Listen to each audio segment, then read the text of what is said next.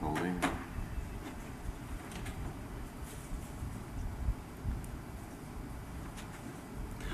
Welcome to day 2 of Hope.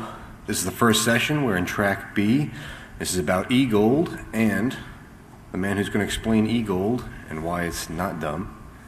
Number 113, Cheshire.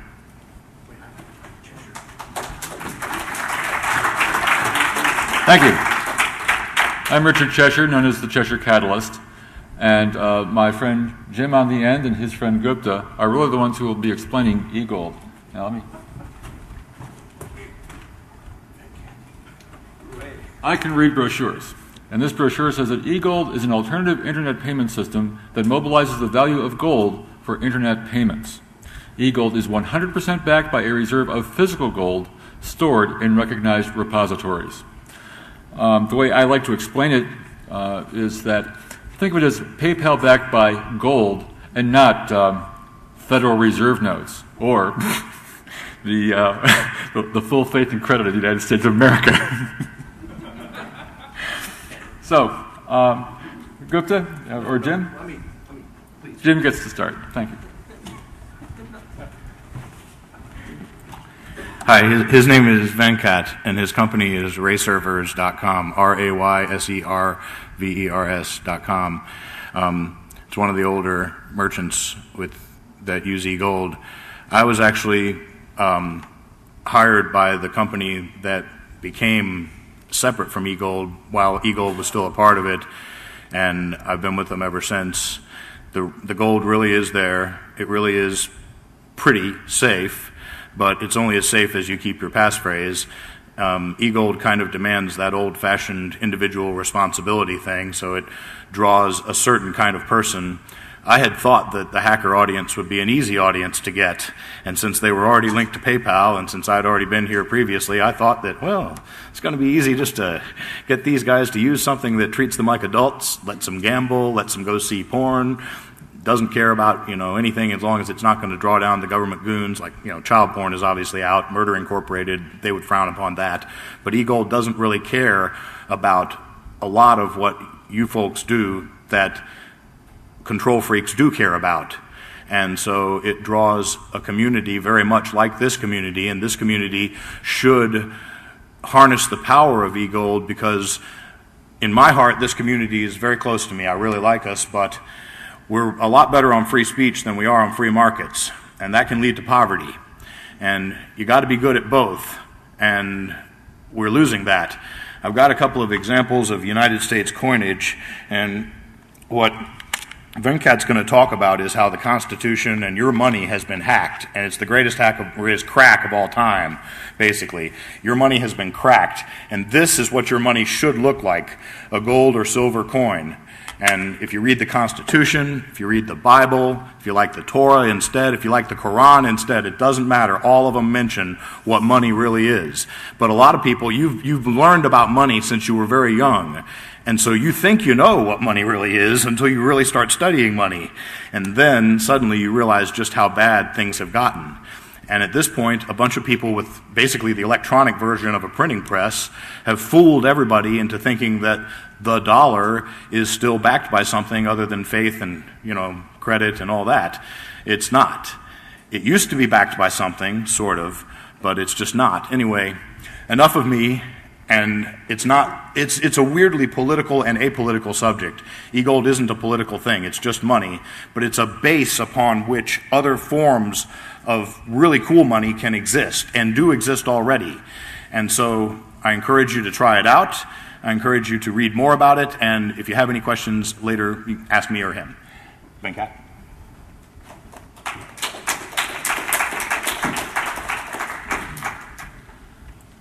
So it's a pleasure to be here. I didn't expect to be here even just 3 weeks ago. Jim gave me a call and said, there's this thing, 2600 hackers, come and talk to them. And I said, what, me? Talk to hackers? And so here we are, giving you a presentation. A lot of cool things have happened in the last 4 years. Ray Servers is a small company. We tried to do the online merchant thing. We took credit cards for 2 days. We got $20,000 in orders. We were very happy, and every one of them was fraudulent. Okay? So if you hear this thing that eGold has a lot of fraud in it, try credit cards. Okay? So we were looking for a payment solution where when we got paid, we stayed paid. And I had also been following eGold. They used to have this cool little slogan, and I have it a few slides down, gold itself electronically circulated. They don't have that anymore, and it's a shame. What they promise is irreversible payments, and that is true. If you order a laptop from Siberia and you pay with eGold, I'll be happy to ship it to you. I don't need to know who you are. I know that I've gotten paid, and I will stay paid. And that's what was important to me when I started this. Since then, as Jim says, money is such a fun little topic. I have looked into money for the last 4 years and come away with some very interesting conclusions. And also, the state of operating systems. You know, we have some very nice technology today.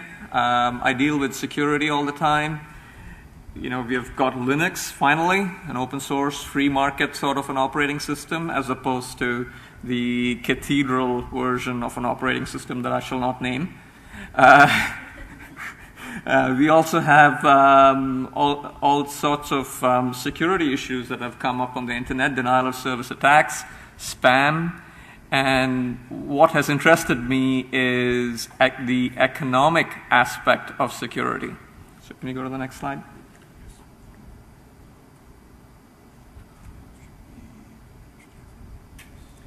So yes, we give thanks to the unknown hacker. I'd like to be thought of as a closet hacker. I don't do this in public, but here I am in front of everybody else, and there are a number of people without which I wouldn't be in business. Can think of Richard Stallman, who was there the other day. So many others, Linus.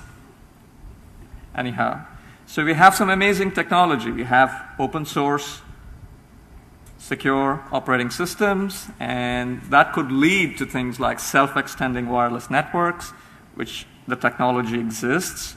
I'm going to talk about secure operating systems. I'm going to talk about encryption, onion routing, Tor, and Mixmaster, and how money can tie into these things. So life on the internet today, you all have experienced spam. Spam comes to your inbox, you don't want it, it's there. And it's then you have denial of service attacks. eGold, if you go to their site, you'll see there's a small little thing which says Prolexic on there. They were taken off the air by a bunch of people who just sent them so much information that it caused an overload on the pipe to their servers.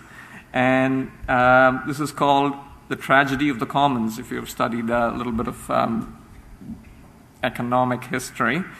And it's caused by the fact that it is free to send email and free to send a packet. Once you're connected to the internet, you are basically saying, I will receive as many packets as you will send me, and I'm free, therefore, to send you packets. And since there is no cost to it, there is no cost to having insecure operating systems connected to the internet. And people take it over and can launch a distributed denial of service attack against you. And if you want to stay on the air, you have to pay for the traffic. And that's what denial of service prevention is all about. You need fat pipes.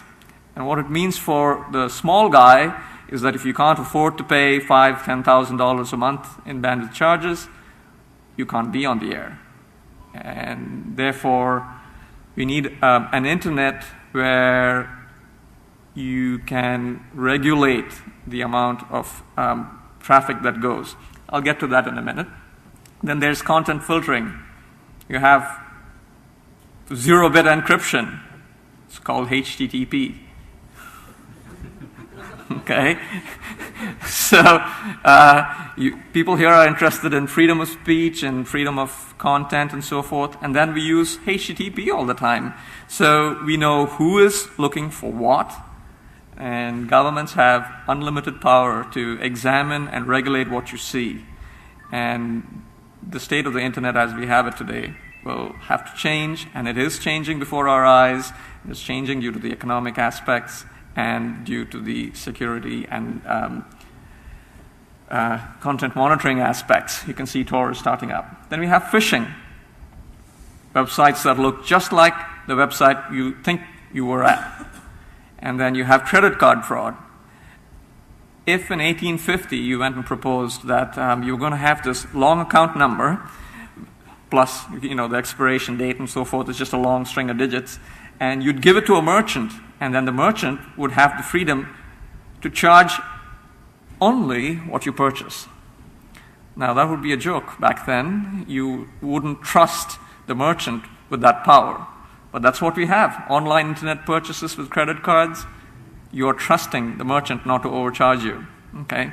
Most merchants are honorable, and unfortunately, it puts the merchant in possession of this information, which is very valuable to criminals, namely that string of digits, your credit card number, expiration date, shipping address, whatever it takes to move value to that. And that is why, as a small business, if you sell something valuable on the internet, small businesses are the ones that pay for the fraud, because we can't afford a credit department to chase down to see you are who you are and that you really did order that laptop. So I'm going to talk briefly about profit and economics and the security implications of such things. So let's say you had a cow. All right, you had a farm and you had this cow and you had to feed it hay and so forth, and it provided you milk. If the cost of the hay was more than what you would get for the milk that you sold, you would go out of business. That cow would be beef pretty soon. Okay, and we have to talk about private property and the tragedy of the commons. Private property is my backyard is my backyard. You may not graze your sheep on it. Okay? If you have the internet as it stands today and you connect to the internet, you're saying that anyone can send anything to you. Garbage, that's a denial of service attack. Information is power. And the current state of the internet is very valuable to governments because they have absolutely enormous access to information. They know what you are talking about. They know who is talking with whom. So even if you do take the trouble to use PGP email, the very fact that two people are in communication could be a problem, which is addressed by something like Mixmaster. Mixmaster.sourceforge.net. Go read all about it if you haven't done so already. It's where you do onion routing on email, and the problem with Mixmaster is that it requires, or it depends on people giving away bandwidth, and it gets abused by spammers. So the Mixmaster network has basically gone defunct. There's just a very few nodes left. Abuse of privilege. You hear about 40 million credit card numbers were stolen. You hear that such and so is looking in on your communications. The taps, AT&T has given away your information, who you called, and so forth. So the security implications of the economic aspect of the internet are all around us. Can you go to the next slide? So, which brings us, when you follow the trail, follow the money, the greatest crack of all time. So now, what you see in this chart is it's a chart made by this guy, Viking Coder. I don't know who he is, but he hangs out on the eGold list. And I requested him to provide me this chart that you see, which is the Dow Jones Industrial Average measured in ounces of gold. That's the blue line. The yellow line that you see there is the ostensible value of the dollar as a percentage of what it was defined in, I guess it was the 1792 Mint Act. Back then, the dollar was around $20 to the ounce. Okay, you see that flat line, and then you see that giant step coming down. That was when it was devalued to $35 to the ounce. And then you see that line proceed all the way till 1971 when the dollar was delinked from gold, and it fell all the way down to 5% of its original value as measured in grams of gold or ounces of gold. The blue line that you see there is the stock market. How many ounces of gold does it take to purchase the Dow? Okay, that is the equivalent number of shares to create the composite index. So you see this line, it's got the blue line's got a few peaks. And when you look at that and you think of the money supply and you see, why is there a peak? It's because when the government creates money, the first thing it does is chase assets. The assets in this case are stocks. People who are trading cash for stocks are really trading one form of money for another form of money. Okay? So the question, what is money, is a very interesting question, and I could spend weeks talking about that. And everyone you talk to thinks that they know what money is. How many of you here have had the experience of being taught in public school what money is? Okay. And what did they teach you? I'd like some interaction here. Captain Kangaroo told me that it was a medium of exchange. Okay, it's a medium of exchange. That's a good thing. Yeah, some artificial construct that represents a value that both parties agree upon in an exchange. Okay, great. So now if we exchange, there are two kinds of money here. I have a gold coin in my pocket, and you have a valuable laptop. All right? We decide to do a trade. You hand me the laptop, and I hand you the gold coin. We made a trade.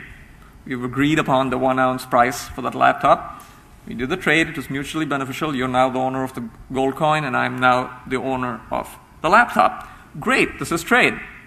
So now let's say we had what it is today, about $630. Okay? That's what it costs to buy a low-end laptop. So I hand you $630. You hand me the laptop. Is it the same thing? Why? Right. And there's one more thing. With the first transaction and the second transaction, tell me how many parties there were to each of these two transactions. In the first case with the gold coin, there are just two people involved in the trade. You and the guy with the laptop. Money changes hands. In this case, the gold coin, the laptop changes hands. In the case of the paper, you're using the paper issued by a third party. So the third party comes into it. Okay? So the full faith and credit of the United States government comes into it. We all know how much that's worth these days. So if I am to do anything today, I would like to leave you with some questions that you have to ask. If you look at this chart, it's a fairly long-term chart. It starts from 1900 and goes to now, roughly. It was actually till January of 2006. And why does it do what it does in this chart is a question for which I'm not going to give you more than a hint of an answer. You can look at this chart and superimpose upon it all the historical events of the last century and maybe get a glimpse of what is to come. Okay? And you could also read The History of Money and Banking in the United States by Murray Rothbard. It's a fascinating book, kind of dry if you're not interested in money, but it's the history of the last 100 years or so, maybe a little more, without the politics and just the money. And you can read between the lines and remember what you were taught in history and connect the dots. It's the money that drives the politics, not the politics that drives the money. So it comes back to e-gold. E-gold is gold itself, electronically circulated. And it's a hard, irreversible payment system. They have an automation interface. where you can actually set up an account where you can create a secondary digital currency backed by eGold. Why would you want to do that? Because someone can redeem that currency that you have created into eGold. So people would trust eGold more than they would trust your currency, so that redemption might be an automated way for you to prove that you've got value, quote unquote, in your account, okay? So, can we go to the next slide, please? My friend Patrick, he has created this site. Those of you with laptops and wireless can go check it out, loom.cc. It's an interesting site.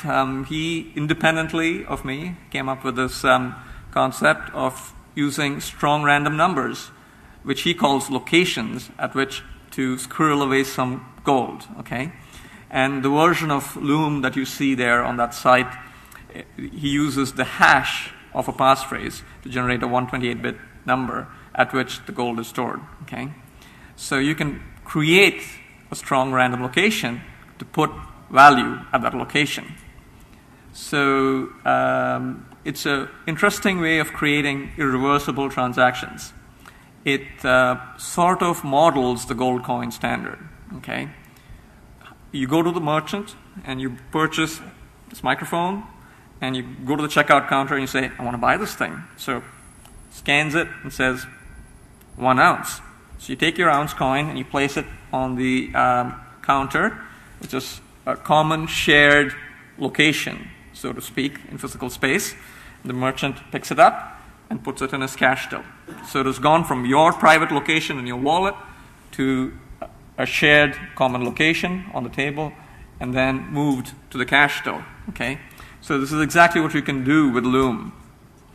So Loom is tiered on top of another currency, 1MDC. If you go to 1MDC.com, it's not on this slide, but it's on my site. 1MDC is just like eGold. It's not as complex as Patrick's, or I should say Patrick's is simpler in some sense.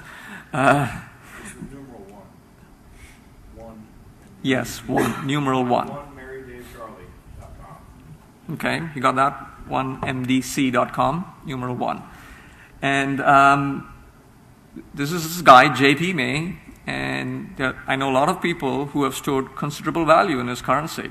He doesn't have a user agreement. It's just reputation.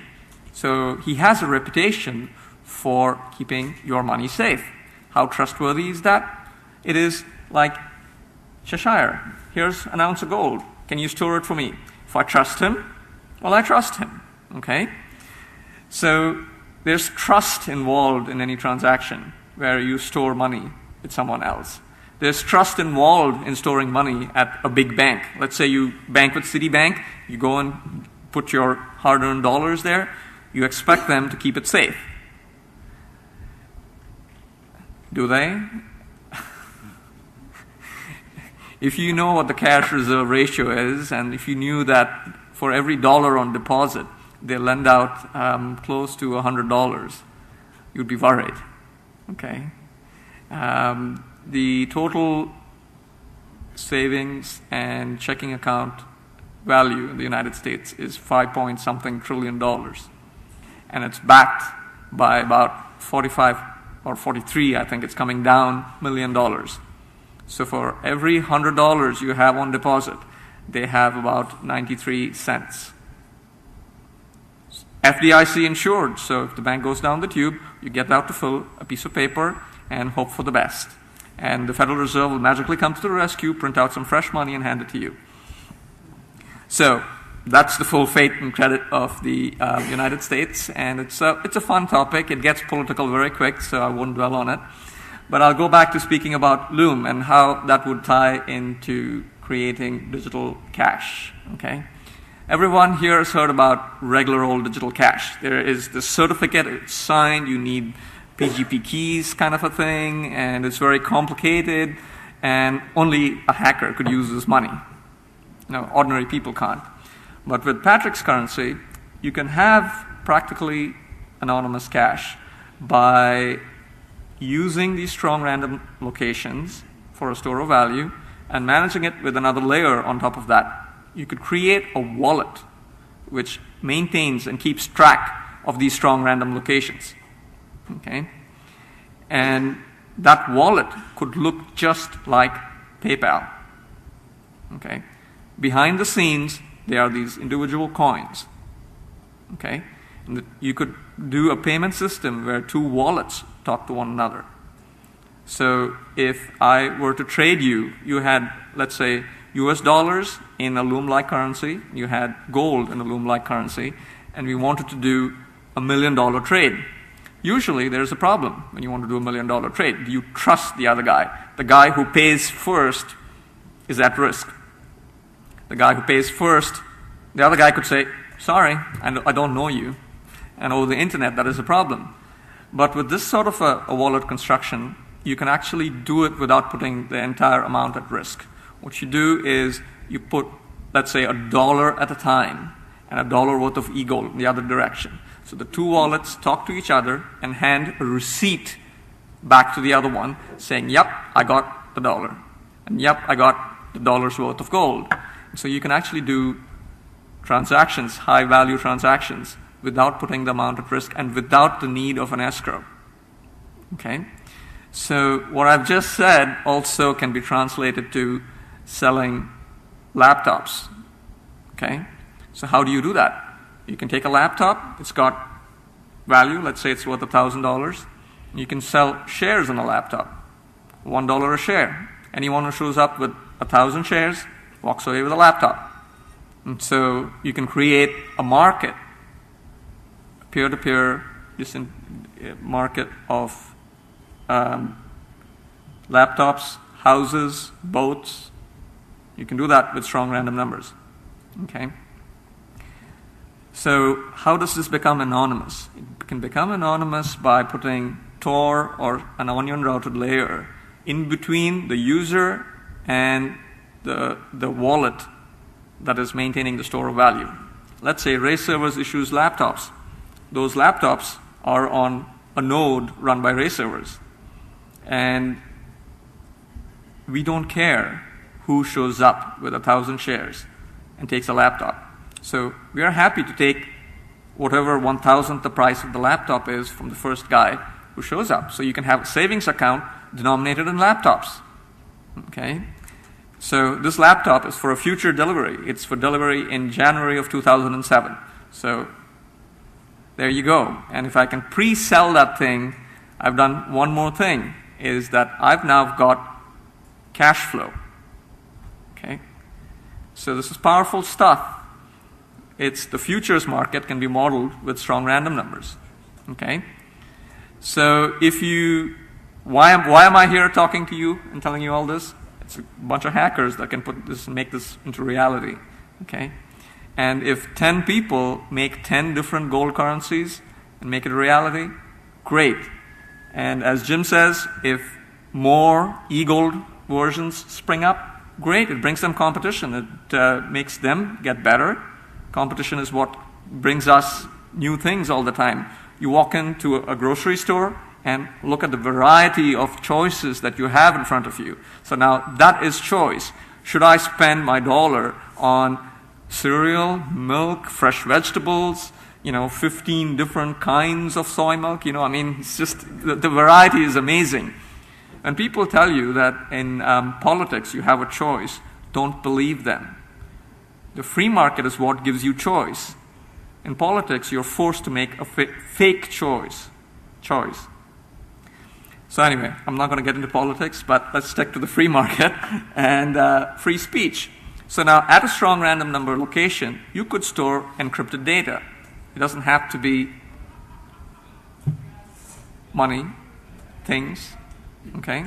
So if you were to hand off a music file to somebody, you just have to reveal the location where you put it, okay? So it is a way by which you can have economically viable sharing, economically viable Tor. Okay? The Tor nodes have to pay each other for the traffic, and they get paid in turn by the users of the Tor system. Right now, the users of the Tor system are far in excess in number than those who donate bandwidth. And those who donate bandwidth do it out of this feeling of goodwill, promoting free speech, and so on. Okay? So now, if you can make it profitable to run a Tor node, imagine what would happen. You would have an anonymous encrypted internet. Wouldn't you guys like that? Wouldn't you guys like to surf and no one would know who you are and what you are looking at? And it provides benefits for the providers of content. You could set up a website and no one needs to know where your servers are, so they can't come and shut you down. Okay? You could do things like data storage on the internet, which is paid. You can arrange for the payment of the transfer of data, and you can arrange for the payment of the storage of data. And you can do it in a way that no one knows that you are storing this information. And that information can be encrypted to your private key, and so the person providing the data storage doesn't have to know that you are storing the data. It becomes profitable for that person to provide you remote storage. One of the things that we sell are secure laptops. So you have this laptop, we use LoopAES. If you want to read about LoopAES, go to loopaes.sourceforge.net. It's a beautiful little module for the Linux kernel. You can create a completely encrypted laptop, no partition table even on disk. But it's still, the data is on your drive. You can have someone show up with a rubber hose. It's called rubber hose decryption. Beat you until they give them the password or the USB stick or whatever it is. But if your data is just out there, you can conceivably create a Knoppix CD that boots up, and you type a passphrase with enough entropy in it, and that unlocks your wallet, which is on the internet. It gets downloaded, and you get access to your data, which is out there somewhere. Someone's storing it for you because you're paying them to store it. And you can surf, and no one can see where you're going. You'll have to pay for your surfing. But actually, when you do this, you can have robotic markets. So a node can charge, say, this node I'm creating is going to charge n milligrams of gold or n cents to store a gigabyte of data. Okay? Okay. And if you do that, another node could spring up, which could charge n minus 1 milligrams of gold. Okay? So you can have robotic free markets. And the advantage to that is that those who charge too little will go out of business. Those who charge too much won't have people coming to them. And therefore, you will get cheap, the lowest price, the best security, and it'll be economically viable security. Any questions?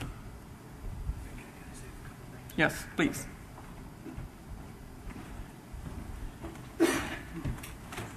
And when you have questions, please come up to the microphone so we can record them.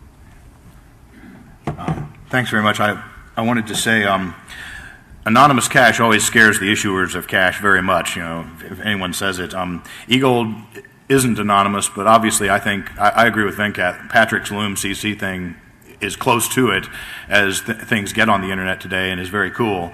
But with eGold, please provide them with your accurate contact information, because when, not if, you lose your passphrase, you could otherwise lose all of your eGold, and I don't want that to happen. If you want to try eGold for free, you can email me, oddsman, that's ODDSMAN, @gmail.com, and just tell me your account number, or email me and I'll send you something, because there's a one-level referral system. But every time people start thinking of that, they start thinking of MLM. And I don't want to talk about MLM. I don't want to talk much, but I will, about criminals. I don't want to talk about phishing, because our phishers are the worst. I don't even want to talk about Ponzi schemes, because the eGold Ponzi schemes put Ponzi himself to shame, because people are so economically illiterate, and telling an audience, hey, you guys, you're all economically illiterate, isn't exactly popular speech. I can only make that kind of speech directly and be that honest in front of hackers, but I'm hoping that I can. Anyways, what I really wanted to tell you also that I forgot to say in the beginning is that you're standing in front of the guy who could have saved Napster. How? Well, I'll tell you how. Napster, what happened with the music business is like Courtney Love's rant or something like that. You know, off of a $15 CD, the artist maybe gets 30 or 45 cents. Generally, a person who likes a song, hell, if I like a beer, the waitress gets $1. So directly connecting fans with artists economically, not just by speech. There's no Warner Brothers filter between Time Warner and me. If I can give, you know, Ted Nugent or whoever I want a buck's worth of e-gold or a tenth of a gram of e-gold directly, then the only fees that are taken out, the only thing that's taken out is e-gold's tiny fee. And yes, I want to make money. I'm a greedy capitalist, libertarian, jerk, you know. I definitely want your money, and that's why I'm doing all this stuff. And even worse, the company's not paying me. I pay to go do this stuff because I like hackers. But let's do some interaction. Please come up to the mic if you have any questions. No questions. You want to, I don't know if it's camera. Well, is this on? No? Yes. I can hear you, but I don't know if anyone else can. We need a question. Getting audio on it right now. Sorry about that. There you go. You should have it.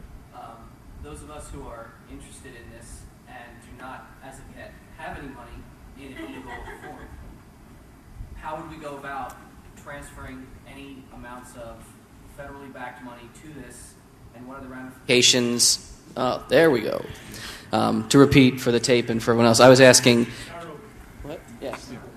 I was asking if someone is interested in this and wants to transfer more traditional or current federally backed money into e-gold, what mechanisms are present, and if you're comfortable answering, what sort of reporting to other authority mechanisms are part of such a transaction.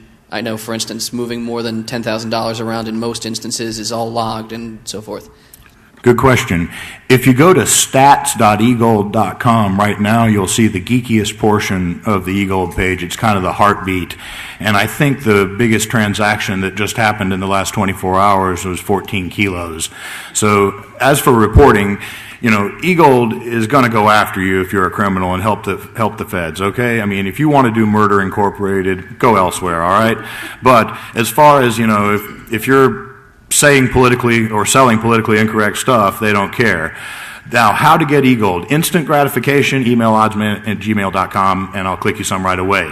That's one of the problems with eGold, though, is that, you know, they weren't able to fling money around like PayPal, $10 for the referrer and $10 for the guy. They don't have much of a marketing budget at all because it's so low fees. So there are a bunch of independent exchangers, and eGold doesn't want to take the risk of selling eGold because that would ultimately risk your eGold that eGold stores for you. So there's a zillion independent exchangers.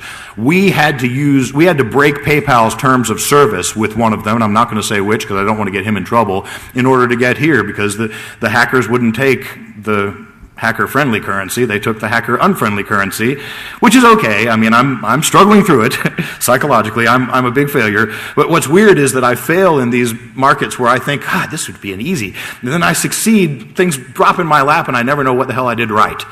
But did I answer your question?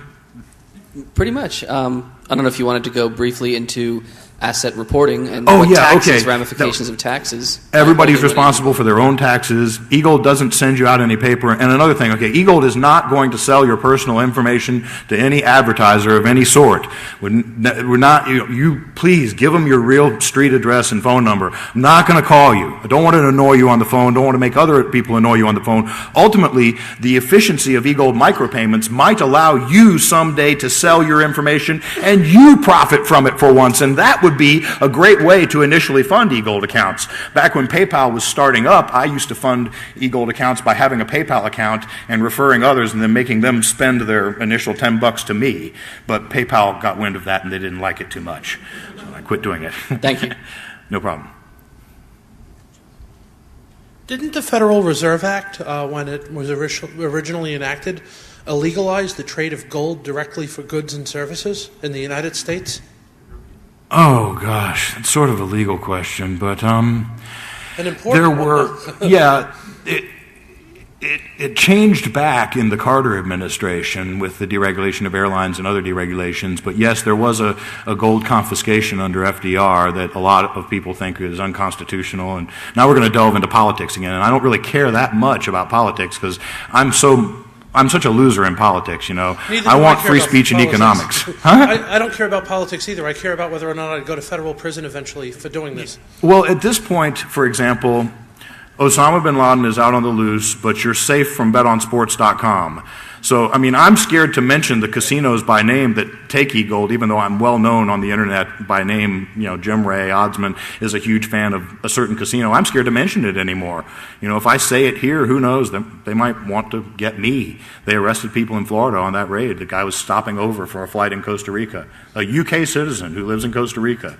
So is it legal to trade this Yeah, gold? it is. It's just, is? you know, there's scary stuff. I mean, eGold's been around since 1996. If it were illegal when they busted into the office, they'd have stopped it for good. Instead, they busted into the office and started an endless lawsuit about which I cannot talk at all. Okay, thank you. Except to say that the lawyers are getting way too rich off of it. Don't laugh. Yes. I guess two quick questions that are sort of interrelated. One being, the last time I checked the eGold's website, what you guys did was you had some sort of account maintenance fee, whereas once you put in money that every month or every year or some odd, you take a little bit out in order to maintain the site and so forth. Do you still do this? Correct.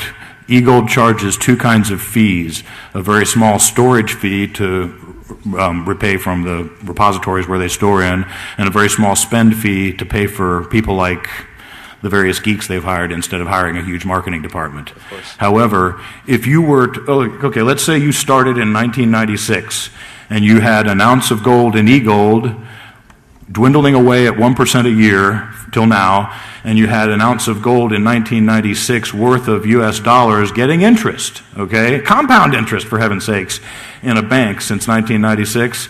You're ahead in terms of USD at this point with eGold, you know, despite all of eGold's horrible fees. So, and some of eGold's horrible fees actually come back to you in that incentive program that I don't really want to talk about, because then people confuse eGold with an MLM thing, which it's not.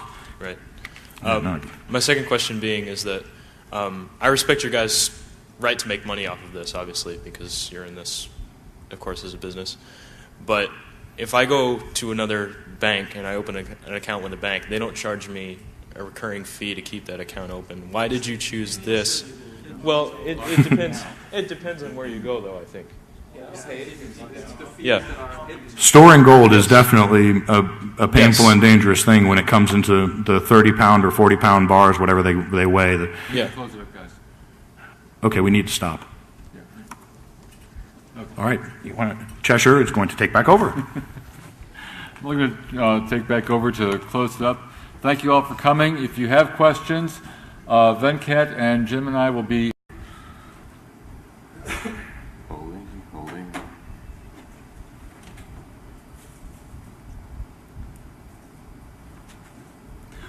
Welcome to day 2 of Hope. This is the first session. We're in track B. This is about eGold and the man who's going to explain eGold and why it's not dumb. Number 113, Cheshire.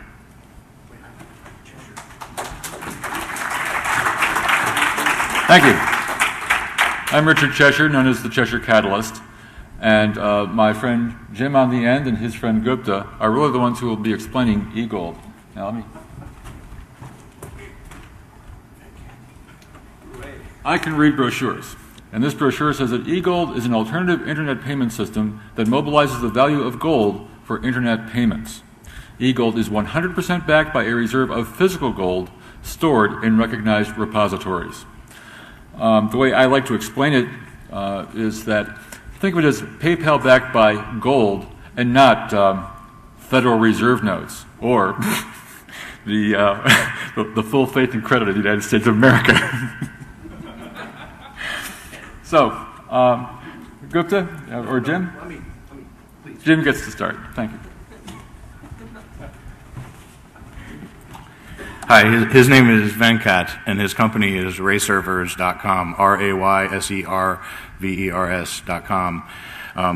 It's one of the older merchants that use eGold. I was actually hired by the company that became separate from eGold while eGold was still a part of it, and I've been with them ever since. The gold really is there. It really is, but we're a lot better on free speech than we are on free markets, and that can lead to poverty.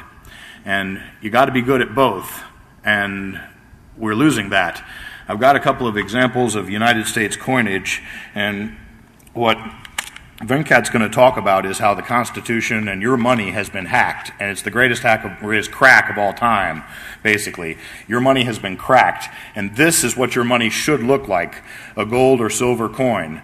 And if you read the Constitution, if you read the Bible, if you like the Torah instead, if you like the Quran instead, it doesn't matter. All of them mention what money really is. But a lot of people, you've learned about money since you were very young. And so you think you know what money really is until you really start studying money.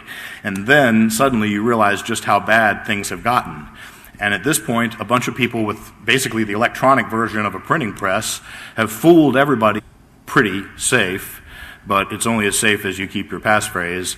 eGold kind of demands that old-fashioned individual responsibility thing, so it draws a certain kind of person. I had thought that the hacker audience would be an easy audience to get, and since they were already linked to PayPal, and since I'd already been here previously, I thought that, well, it's going to be easy just to get these guys to use something that treats them like adults, lets them gamble, lets them go see porn, doesn't care about, anything as long as it's not going to draw down the government goons. Like, child porn is obviously out, Murder Incorporated, they would frown upon that. But eGold doesn't really care about a lot of what you folks do that control freaks do care about.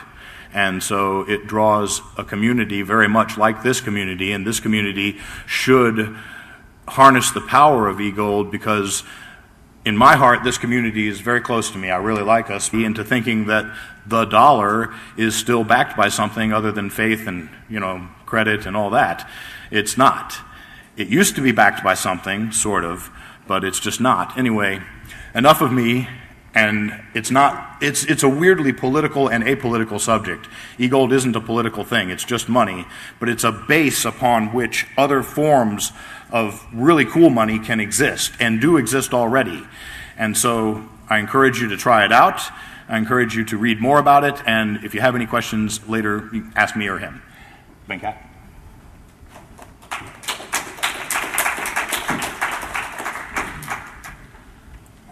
So it's a pleasure to be here. I didn't expect to be here even just 3 weeks ago. Jim gave me a call and said, there's this thing, 2600 hackers